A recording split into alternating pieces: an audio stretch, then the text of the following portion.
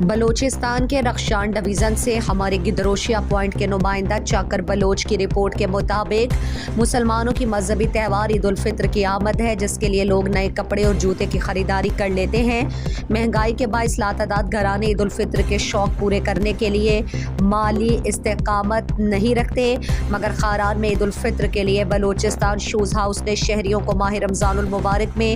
مہنگائی سے بچنے کے لیے رعایتی نرخ پر جوتے فروخت کرنے کا اعلان کر کے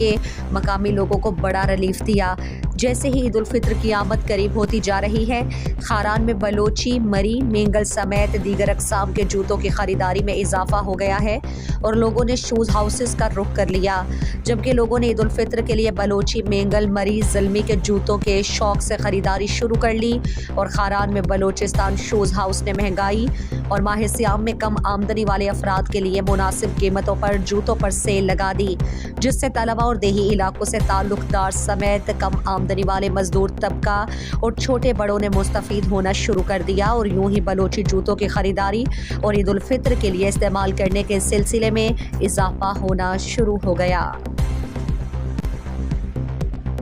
مزید دلچسپ معلومات اور خبروں سے آگاہ ہونے کے لیے Gedrosia point Facebook page, Instagram, Twitter کو فالو اور یوٹیوب چینل کو سبسکرائب کریں۔ بیل آئیکن بٹن دبانا نہ بھولیں